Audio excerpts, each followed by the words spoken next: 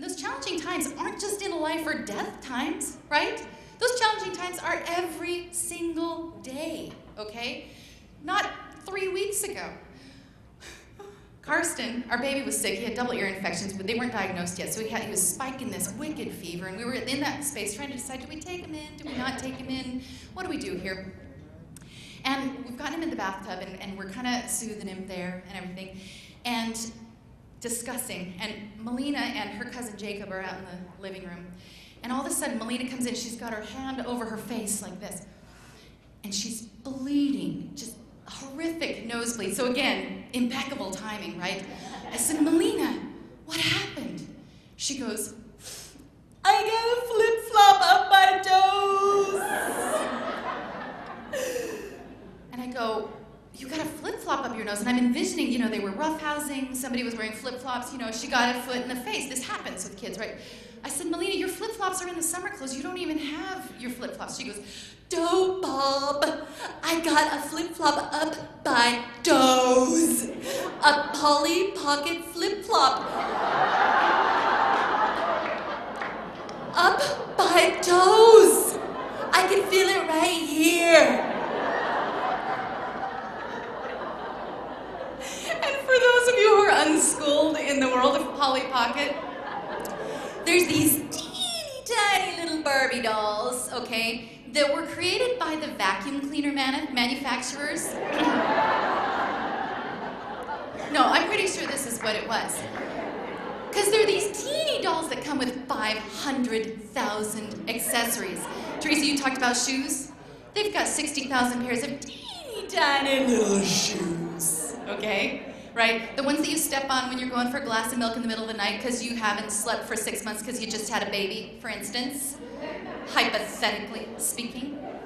The ones that spear you when you sit down on the kitchen couch or the living room couch, right? Those kind of things. So she's sitting there, I imagine, on the living room floor watching a movie, and she's like, this is a little blue flip-flop. That's pretty tiny.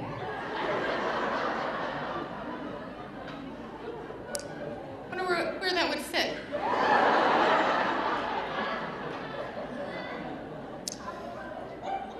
Wonder if that would fit up my nose.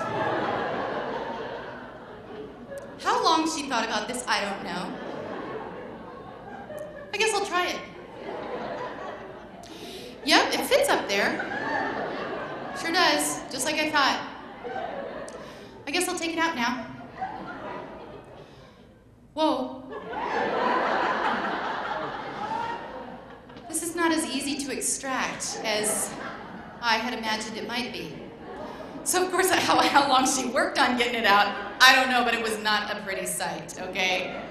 It was not a pretty sight. So she comes in, she's crying, we're stressed, we're dealing with Karsten, now we've got her going on. And Michael's response is, why would she do that? And I'm like, 'cause she's 5, and it was tiny, and she thought, would it fit up my nose? And she found out it did.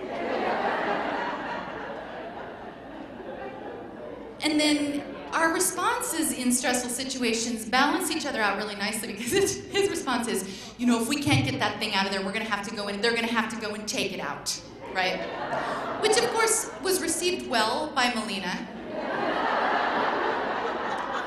And I'm paraphrasing here. I'm paraphrasing, but I believe it was,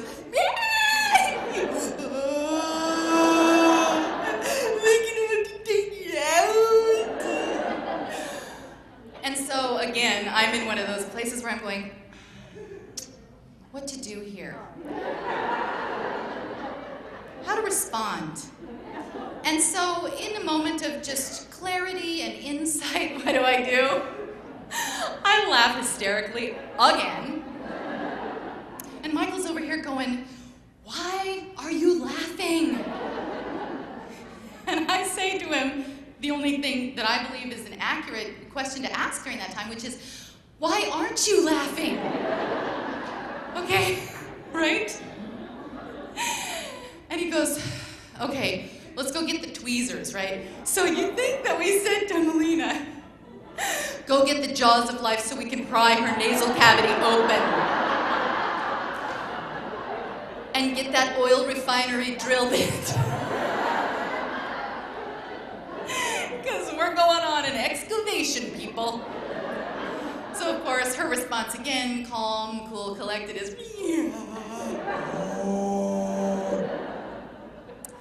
So we work on it for about a half hour, about ready to take her in to have somebody take it out, and all of a sudden Michael's got this teeny little flashlight. He goes, I think I see it. I see something blue. And Melina goes, don't use the tweezers.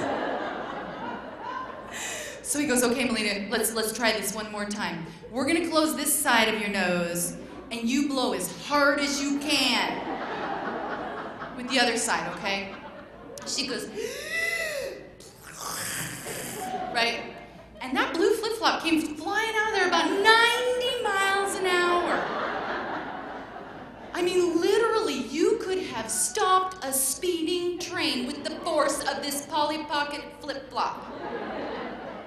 And she goes, it's out. And my 8-year-old nephew, Jacob, who has been obliviously sitting on the floor watching television the whole time, jumps up and he goes, can I see it? The only thing that he picked up on that whole time is the most graphic aspect of the whole thing. And he was quite satisfied. Then he went back to watching TV. And so my sister called right about the middle of when this was happening. I called her back. I said, okay, we've extracted it. It's all good now.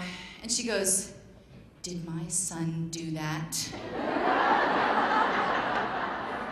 Because my mother hasn't thought my kid was on the other end of that. Right? But you know what it made me think? Well, a couple things. First was sort of how much of Melina's psyche did I destroy with the laughter, the uncontrollable laughter. And then I thought, well, you know, Michael's a therapist. His business depends on parents messing their children up. Right? So that, you know, it'll kind of perpetuate the field. So I thought, in a way, I kind of did a service to his field in that way.